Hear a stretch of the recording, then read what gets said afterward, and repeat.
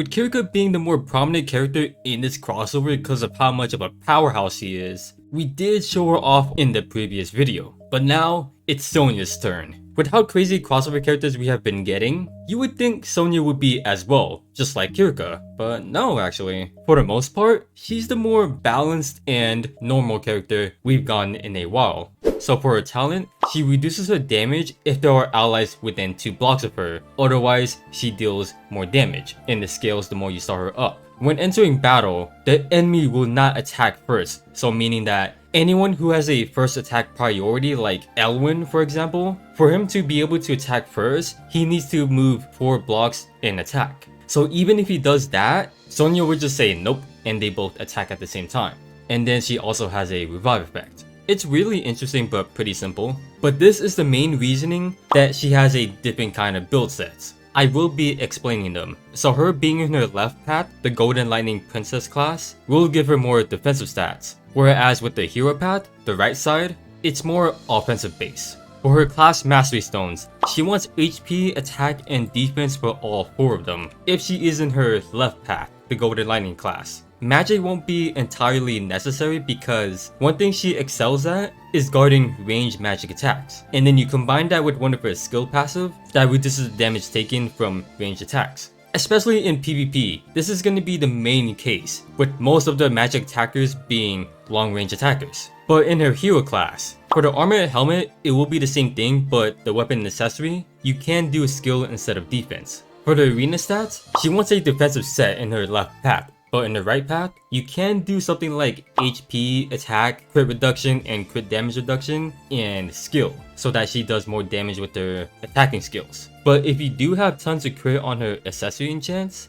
then maybe you can do crit damage instead. Or you can just straight up go with a defensive set if you're worried about her dying because she's gonna struggle approaching. For her best soldiers, the angels are best for tanking magic attacks. Then you have the phalanx for tanking physical attacks. Both the duelist and the state guard are both very good. Just depends on the situation you're in. But angels can be pretty nice for doing a little tanking against magic while also doing decent damage on their own. For the weapons, in her left path, you can use the balance blade. Not only does it give both defense and magic defense, but it helps increase the range of her 3C AoE, so that she has a better reach with the effect on her 3C to act again. If not for this one, then you can do the Dragon Slayer Graham for the HP or Sealed Guardian for the defense. But in her right path, you can use the Mimir or Bone Smasher. But if you don't have those, then the Sealed Guardian or the Unstoppable Knight is fine for now. Also, I want to put this out there that the Crystal Stinger is not recommended since she doesn't have a lot of skill. So you're gonna have a hard time trying to benefit from the weapon effect. For the armor, everyone's favorite, the Forbidden Battle Armor. But in the left path,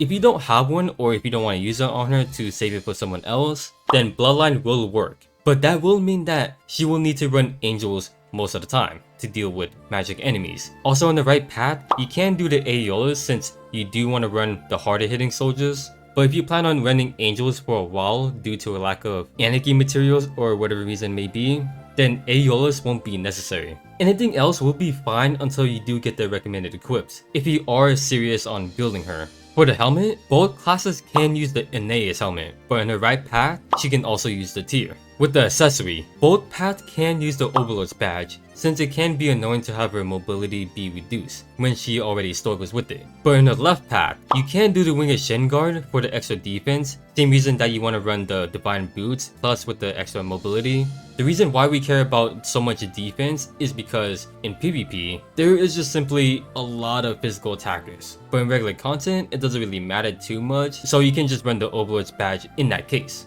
In the right path, Overlord's badge and Apex boots, but I do recommend the Apex boots more than the Overlord's badge. Then as for enchants, if you have her in the left path, then you do want Steel for the survivability. Another one you can do is Full Moon because if necessary, she can easily switch playstyle, so having that just helps out balance both gameplay. Then with the right path, if you have her equipped specifically for attacking, then just go with Breeze. With my build, it's more so set up to balance both playstyle, but it's actually more lenient towards her tanking prowess, so you won't be getting that much value if she does switch to being offensive with these kind of equips. Alright, so hopefully that was all helpful. Her being very versatile is really nice since she can fill 2 different roles and making use of so many useful equips. But with that being said, for those struggling with the first awakening stage, let's go ahead and I'll walk through it together with you guys. Alright, so for this one, you're gonna be up against Alpha, Bernhardt, and Excella. So these are the skills that I'm gonna be running with Frontal Assault since it is her strongest attack, while getting more defense. Air Slash is another useful one because you can attack from 2 blocks. And most definitely you're gonna want this one because you can heal with it. A combo that you can do Shield Bash with Air Slash. Because let's say that you are struggling with this one, like not one-shotting them, then what you can do is Shield Bash them first so that you stun them, and then on the next turn, you finish them off with Air Slash. And then for the soldiers, I know some of you guys may not have anything else better other than this Angels, and maybe even the Holy Pegasus. The Holy Pegasus, you aren't going to be doing a lot of damage with these guys. The Angels, you will do a little bit more, but the harder hitting soldiers are the Gallant Duelists and the Masked Maid. Alpha should be really simple to deal with because you should have the class advantage against her. So you shouldn't be taking in too much damage unless your Sonia is just for whatever reason really weak. But for the most part, you shouldn't be struggling with her at all. And then to deal with Bernhardt, make sure you stand away something like this. Don't go somewhere like right here or right here because you are going to be within 1 ring of him. And then what will happen is that Bernhardt will just sword dance you and doing tons of damage. So just simply stand something like this, and then Bernhardt will simply do nothing, just approach you, and then you can do something like Frontal Assault for the extra defense, and hopefully you are able to kill him. If not, then go on the defensive tile on the left or right, and hopefully that helps. And then with Excella, she's another one that shouldn't be much of a trouble. She does have an AoE, so as long as you stay away from that, you should be fine. Plus, she shouldn't do too much damage with it in the first place, because it has a low damage multiplier, plus she doesn't have the class advantage. So you should be able to one-shot her using a skill. If not, then the best you can do is wipe out the soldiers. As long as you're able to wipe out the soldiers, then Sonia on her own should be able to deal with Excella. Alright, finally, her Thxs. This is a 2-parter. The first part is a active skill that has a 1-turn cooldown that reaches 7 blocks. When you select that enemy, you apply duel, whereas they cannot use a skill or normal attack against any other characters. Other than Sonia, that cannot be dispelled and lasts for 2 turns. In regular content though, it reduces the enemy's damage by 30%. After using this skill, she gets a attack and defense boost for 2 turns and gets bait. So when she fights enemies with duel, she has a 100% chance of not being crit. It cannot be dispelled, ignores immunity that lasts for 2 turns, and when this unit has bait, it is replaced with Zon Spark. And on here, it doesn't tell you the second part of it, so I'll just read it to you guys. The second part does have a 3-turn cooldown that reaches 3 blocks long within a 2-block span. It teleports her in a selected tile that does AoE damage to enemies within 3 blocks. It does magic damage and has a 50% chance to inflict 1 random debuff. And if one of the enemies that were hit by this that has duel, she can move another 2 blocks and act again. The act again can only occur once every turn, and buffs on her do not lose their turn duration. And then when her bait ends, this skill changes back into Versus Attract, the first part of her 3C. So with this, she is the literal definition of a taunt tank. Sorta, because she can only apply that to one enemy. And that's pretty good, especially in PvP where that can be really annoying to deal with. But the thing is that it does have a range limit, so she will have to approach. And not only that, when she uses it on someone like Neo Zerida, she may actually prevent her from actually possibly one-shotting her because of the crit reduction. So yeah, the first part I think is really doing lots of amazing stuff. However, the second part is kind of just like whatever, but it doesn't seem that crazy. Like, the only thing that's really great about this is that she can act again when she hits enemies with duel. The only reason why it's really there is to block out the spam on using the first part of her 3C. So yeah, I get it. I get why that's a thing, now that I really think about it. Alright, so if you guys are interested, this is what her 3C animation looks like. In case if you guys are new watching this, usually with how second awakening stages work, I don't usually show them off unless they're pretty hard to deal with. And that happens rarely. So this is going to be one of those cases where I don't show them off because you do get 3 other characters that you can control and they're enough to carry you. Plus, if you do fail, just keep on trying until you get better RNG or play a little different. So yeah, I'm going to keep that explanation short. So let's go ahead and get right onto her showcase. Alright, so in order to understand Sonia, for the talent she takes less damage if there's an ally within 2 blocks of her, if not then she does more damage. And also she has a revive effect, which is pretty self-explanatory. So if I move Elaine like right here, and then I perhaps Sonia stay like within 2 blocks of Elaine, and then have her attack someone like Omega, we can see that she takes 2500 damage, 2596, and nearly killing Omega. But without Elaine near her, Sonia should do more damage, and then takes a little bit more damage as well. And with her guard skill, it's kinda underwhelming. She guards her teammate if they're nearby, and is immune to displacement effect. When using this, she adds 20% of her attack into her defense and gains a command effect. So upon activating it, she gets like this really cool effect, and I'm pretty sure that's the command effect taking place. The command effect only reaches 2 blocks, so you can see that it's affecting Sonia, and you can see right here the 20% of her attack is being added to her defense. And something interesting that really kind of annoys me is the command effect. It's not really doing a whole lot, and the spacing is really weird. So as long as any ally within 2 blocks is fighting enemies who are outside of the command range, the enemy has to be outside the command range, then they'll take 10% less damage. So with Elaine, let's see how much damage she takes from fighting Omega, 1234, and if she's not in range of that, you can see that she takes 1498. So you can see that it's not a whole lot of damage with this. And the part that really annoys me is that as long as the enemy are not within range of the command effect. So I place Sonia right next to Omega using the guard skill with the command effect, and with the command effect taking place, it reaches 2 blocks, so Omega is in range. And by using Elaine to attack near Sonia, she still took damage as if where she never was within the command effect to begin with. And that is really annoying. Even though that 10% isn't a lot, that's still like really bugging me. So if you really want that damage with this, then you really need that proper spacing. And with the 1C, it's very good. Not a lot of tanks have something like this. It's a skill that heals her. It dispels 2 debuffs while healing her for 30% of her HP. But if her HP falls below 50%, then the healing effect is increased by 100% while also gaining reinforcement. So right now we do have 2 debuffs and she's not below 50%. So if I go ahead and use it,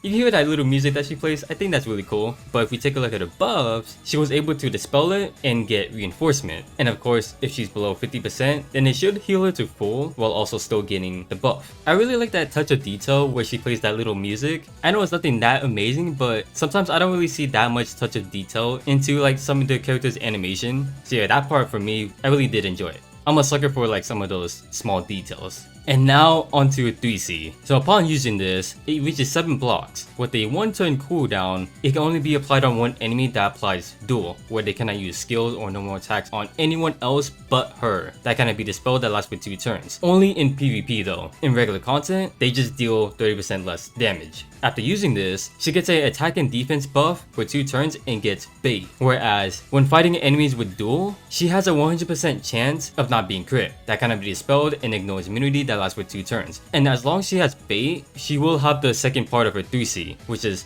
Zan Spark. So if I go ahead and use this, it has a 7 block range limit, so that means she will have to do some approach. So if I select this on someone like, let's say, Omega,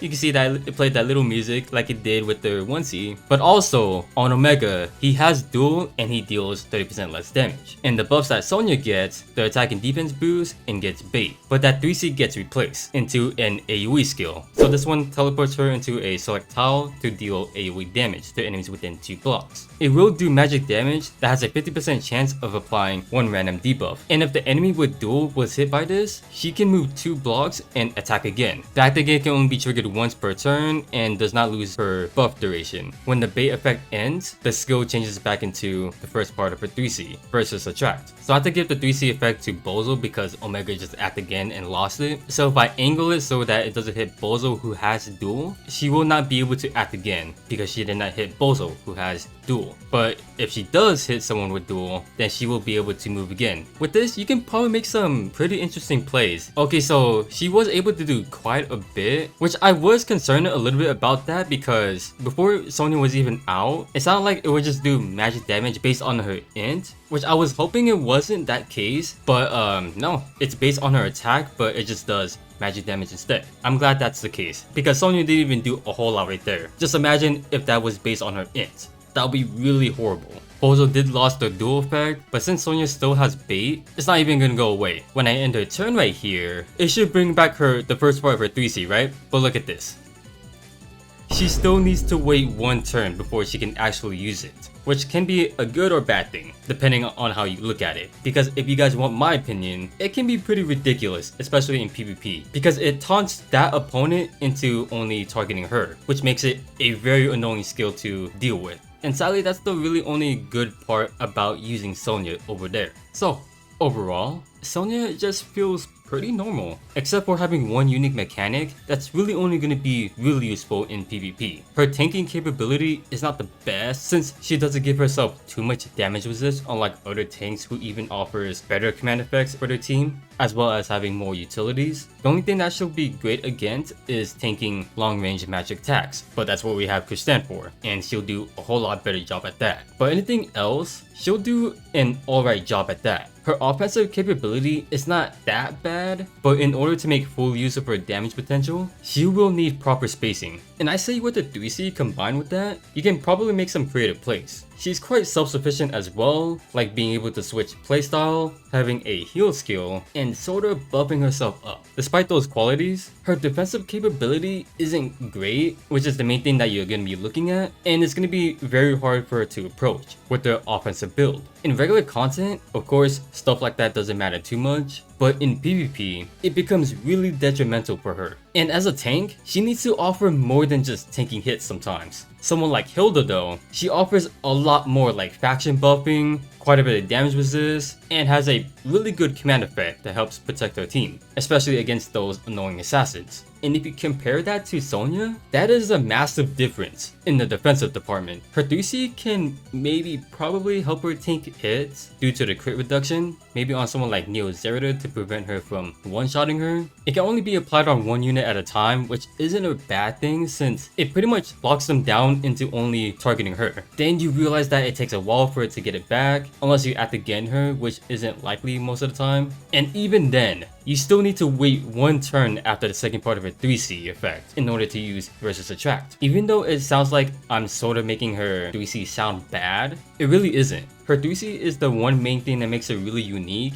and it is really annoying to deal with. And the second part of her 3C, it really isn't crazy, but it's mainly there so that she isn't spamming versus attract all the time. The 3C isn't the issue. No. I think the problem with her is that she really wants to fill in these roles, but some of the other characters does her job significantly better, which is a shame because I really do like her skill set. But if only she offered a little bit more, then she would probably be much more viable. Alright, there we have it. That was Sonia's showcase. In regular content, she's not bad to use if you want a solid attacker or need another tank. However, I would recommend a tank who can faction buff for your team, unless maybe you depend on someone else to faction buff for you. In PvP though, it's gonna be hard to use her as she is a little bit underwhelming in terms of what she wants to be doing, but mainly because she's not offering nearly enough compared to other tanks. Those other tanks offer more support compared to her, which is the same problem with Albedo. But Albedo could probably do a lot more better job at tanking, but isn't nearly as self-sufficient as Sonia is. But the thing about her is that she's somewhat of a fairly balanced character. She can switch between two different playstyles as long as you have the right equips, but you probably won't get a whole lot of value from her. Personally, I'm not really upset about her design. I'm just more so kind of relieved that we finally got a character in a while who isn't ridiculously OP or too crazy. She's just a very normal character, and I think it's kind of a fresh breather for once. And of course, we'll still see a lot more crazy characters in the upcoming future. But that's all I really got for you guys. If you guys enjoyed this video, feel free to leave a like and subscribe if you want to see more. And let me know down in the comments what you guys think about Sonia and if you managed to get her or not. But yeah, thanks for watching. Your fellow Z.